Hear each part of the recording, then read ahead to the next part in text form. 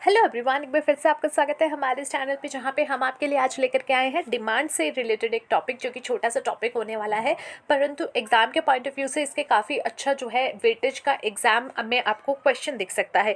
5 to 6 marks का इसमें आराम से आपका वेटेज बन सकता है। तो आज का टॉपिक हमारा है टाइप्स ऑफ डिमांड, यानी कितने तरीके की आपकी डिमांड हो सकती है। सबसे पहला आपका जो टाइप ऑफ डिमांड है that is your direct demand. Direct demand is what?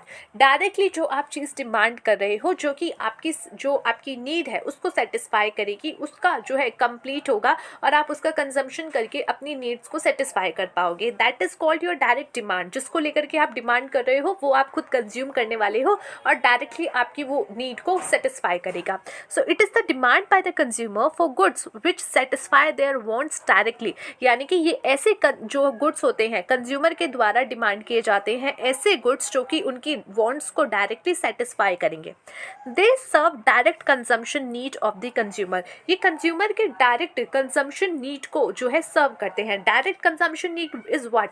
यानी ऐसे प्रोडक्ट जो कि आप डायरेक्टली कंज्यूम कर सकते हो। मैं मार्केट में गई, मैंने एप्पल लिया, डायरेक्टली कंज्यूम कर लिया।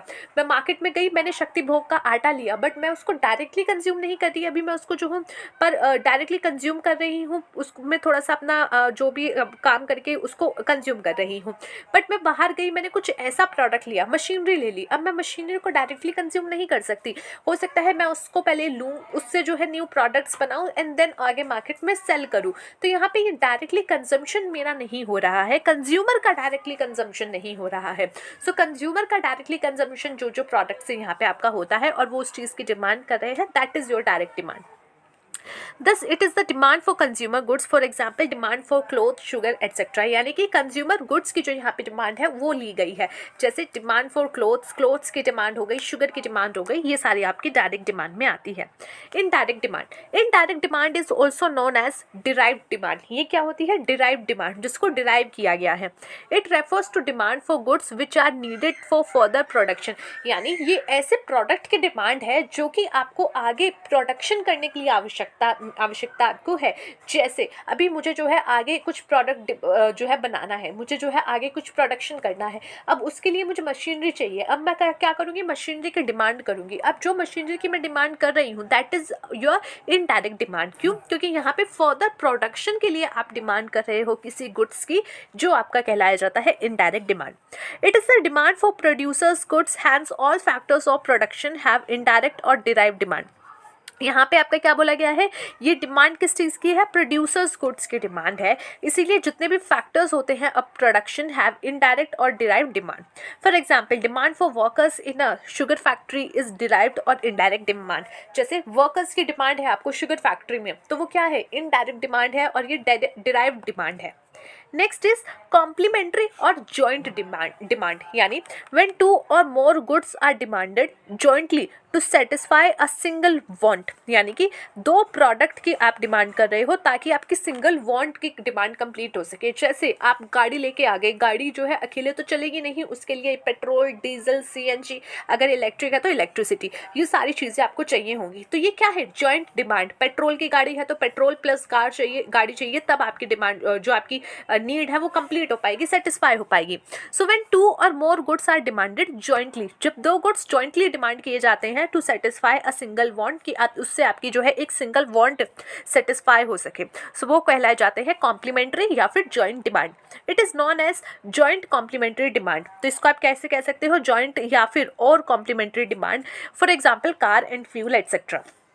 कंपोजिट डिमांड यानी कि जहाँ पे the demand for a commodity which can be put to several use is known as composite demand. जैसे आपकी कुछ ऐसी डिमांड जो कि सर्वल यूज, एक तरीके से सर्वल आपकी जो अलग अलग तरीके की चीज़ें हैं उसको कंप्लीट कर देती हैं, अलग अलग सर्वल यूजर्स के लिए आप उसको जो है प्रयोग में ला सकते हैं। जैसे इलेक्ट्रिसिटी आप डिमांड करते हो सर्वल यूजर्स के लिए, लाइट भी चलाते हो, फैन भी चलाते हो, वॉशिंग मशीन भी चलाते हो, मोबाइल भी रिचार्ज करते हो, मोबाइल भी जो है चार्ज करते हो, लैपटॉप चार्ज करते हो। सो डिमांड है एक प्रोडक्ट की, बट उससे क्या है? सर्वल यूजेस आप कर रहे हो, उसको जो है सर्वल यूज आप में पुट कर रहे हो। So that is composite demand. Competitive demand, it is demand for those goods which are substituted for each other. अब यहाँ पे क्या है? सब्सिट्यूट है 2 प्रोडक्ट, जैसे चाय और कॉफ़ी। मुझे चाय बहुत पसंद है और मैं ये चीज़ कहती हूँ कि ये एक एक्सेप्शन है कि भैया ये सब्सिट्यूट नहीं हो सकता। चाय मुझे पसंद है, मैं कॉफ़ी को एज अ सब्स्टिट्यूट नहीं लूँगी, ज़िंदगी में कभी नहीं लूँगी। मेरे लिए चाय का प्यार ही रहेगा, और मेरे जैसे और भी लोग होंगे। बट कुछ लोग ऐसे होते हैं जिनके लिए जो है ये सब्स्टिट्यूट गुड्स हो जाते हैं कि चाय नहीं मिल रही कॉफ़ी दे दे, कॉफ़ी नहीं मिल रही चाय दे दे, कुछ नहीं होता, फ़र्क नहीं पड़ता, गर्म पानी भी दे दे।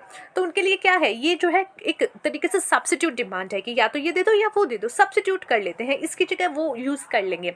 सो उसको कहा जाता है कॉम्पिटेटिव डिमांड, कि अगर ये नहीं मिल रहा तो वो मिल जाएगा।